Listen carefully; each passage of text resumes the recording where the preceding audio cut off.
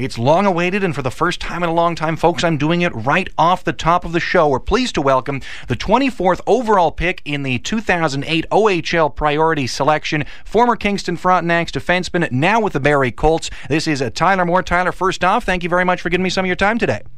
Not a problem. Let me ask you first off, in just a general sense, how have you been settling in with the Barrie organization? So far, everything's been pretty good. I got good billets, great teammates, good coaches, and everything's going pretty smoothly so far. What's the experience like for someone like you to be traded in the middle of the season when there's so many things outside of hockey that you have to be concerned with? How much of an adjustment was it to suddenly have to up and move your life from Kingston to Barrie? It wasn't too big of a deal. My job at Queens there, my schooling at Queens, but other than that, I wasn't in Kingston too long this year. So it wasn't too big of a move, but I do miss the boys, and I do miss my billets and stuff like that. But things are going well here, and it's been pretty easy so far. Yeah, and it's also obviously a bit of a different role for you. Dale Howardchuk talked about how he expected you to come in as sort of the veteran member of their blue line core, because of course Barrie's such a rebuilding team. That's obviously very different from the way that you were expected to perform in Kingston. Was that a bit of a big adjustment for you? Yeah, Kingston has a lot of older guys, a lot of big players, so for me to step in and be one of the bigger guys here, it's a pretty big role, but I think I'm handling it pretty well so far, and I'm enjoying it, actually. Yeah, no, absolutely. We opened this up to some Frontenacs fans, and one question they wanted me to ask you is, you've now had the experience of being coached by two big ex-NHLers. You had Doug Gilmour in Kingston, now Dale Howardchuk in Barrie. What differences have you noticed in both of their coaching styles? Well, they're both great coaches, of course, but Howardchuk's been doing it for quite a longer time than Doug Gilmour.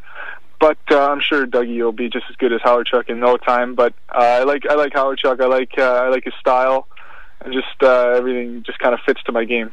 Are the practices at all different? Yeah, slightly. There's all the similarities, but both teams go hard, and that's the main thing. Yeah, no, absolutely. As we're on the line with Tyler Mort, the former Kingston Frontenac, now defenseman for the Barrie Colts. Tyler, I got to rewind back to the trade. Let me just start first off. Did you expect to be traded from Kingston? Yeah, there were rumors going around, and I believed them true because of how many guys we had back there. Now, when you did find out about it, what was your initial reaction? It was a little bit sad, but at the same time, I was sad to leave the team. I love the players, I love the place, I love Kingston, but at the same time, I was excited for a new opportunity. When we go back to the beginning of this year, there were some question marks around you because, of course, you had the shoulder injury at the beginning of the year, but you were practicing with the team, and obviously right after this trade, Barrie felt you were healthy enough to play. At the beginning of this year, were you healthy enough that you think you could have played for the Frontenacs? What about this? Let's say, in the lead up to the Barrie trade, when you were practicing with the team, but were still scratched from the lineup. Yeah, I was good to go, but at the same time, the Frontenacs knew at that point that I was going to be traded, and therefore it would be kind of a dumb decision to play me since they didn't want to waste a card, right? Mm-hmm. So it was a smart move on their part, but yeah, I was okay. Did they explain to you from the start that was the plan, that they weren't going to play you early in the year? Well, me and Mav's a great guy. Me and him worked out something. We said that he'd get me out of there and everything. So I kind of expected not to play. So it was my doing as much as his. Now, was that right from the start of the year, right out of training camp, that sort of got worked out? No, it was after my shoulder injury. I decided that the numbers weren't just going to work out for me. Eric Branson come back, and we had probably 6 or 7 really strong defensemen, and it would have been tough for me to crack the top 4 there. So I decided that it'd probably be best for me and best for the team if I moved on. So when you look back at your overall time in Kingston, just in general, how do you look back on it? A lot of good memories. I mean, it was a great place. I had some of the best teammates I know. It was a big learning experience for sure, living away from home for those 2 years and everything like that. But no, I didn't accomplish everything I wanted to. But at the same time, I got 3 more years to do it, so it's okay. Did you feel that you got the opportunity to accomplish what you wanted to accomplish in Kingston? Well, it was tough. My first year, I mean, we didn't have such a great team, and I was just a 16-year-old coming in, so I didn't expect anything my first year. My second year, we had Odom come in, and we had some big players up there. So, I mean, it's kind of tough for me and the coaching staff because, I mean, there's a lot of talent there, and it was hard for me to get any opportunities, really. But then when we look back at 2 years ago, for example, Tyler, we were talking about this on the air a while back. They spoke very highly of you, obviously. One of the quotes from Doug Gilmour, he says that you're one of the ones who are the future of the hockey club. He said that your time is going to come. Was it the same thing that they were saying to you early on? It seems weird for people to have heard so many nice things said about you, and then it seemed, and correct us if we're wrong, that you really didn't get the playing time to show that you could live up to those expectations. Yeah, when he said that, I think that was after my first year, correct? Yes, that's right. Yeah.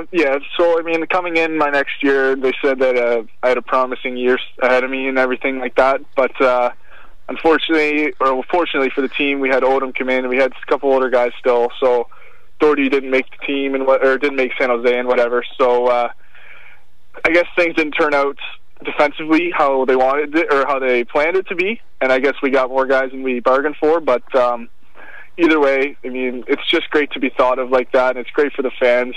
Great that the fans have supported me, and I'm just going to carry that out through now.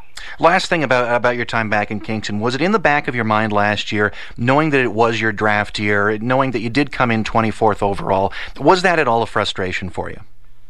Yeah, of course. I mean, it's everybody's dream to be drafted to the NHL, and and I didn't get drafted this year, but I had a little bit of looks from some teams, but nothing too big. And yeah, it's a big disappointment, but again, I got 3 more years in the OHL to do that, so it's not going to set me back too far. And was the team upfront communication about the way things were going to be last year, or did that catch you at all off guard?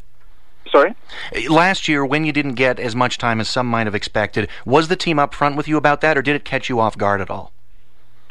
Well, at the beginning, I thought I was going to get more. We had Cruz out for a bit. Doherty was at camps. Odom wasn't on the team.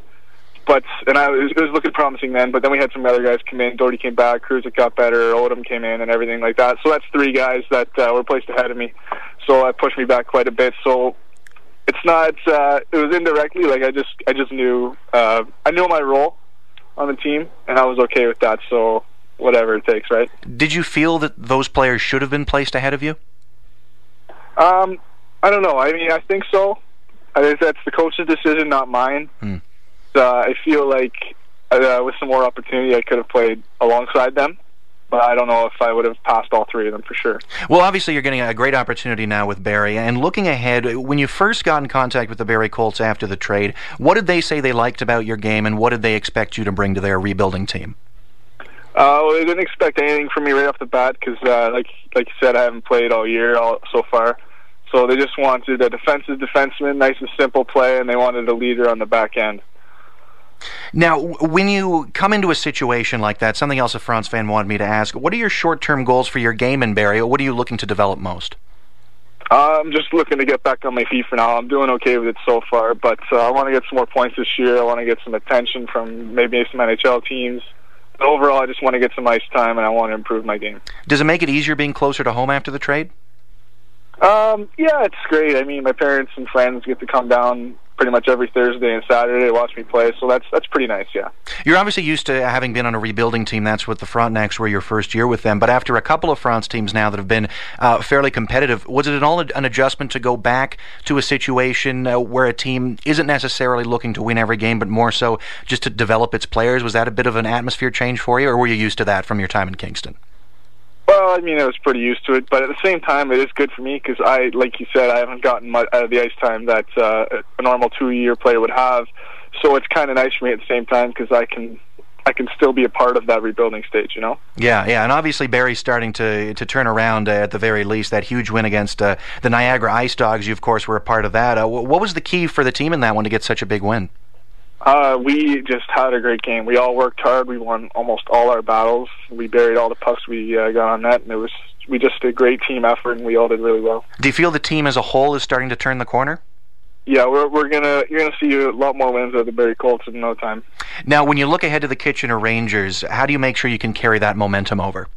Kitchener's a really good team this year, so I mean, all we have to do is just do what we did last night. And Howard Chuck said to us the other day, if we play like we played that game, it's going to be tough for teams to beat us this year.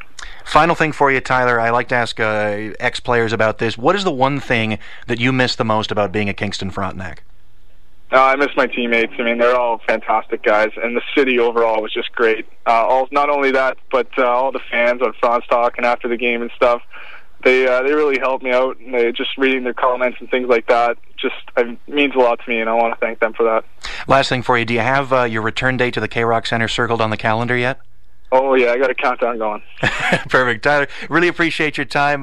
Best of luck down the road with the Barrie Colts and continuing your junior hockey career. Thank you very much.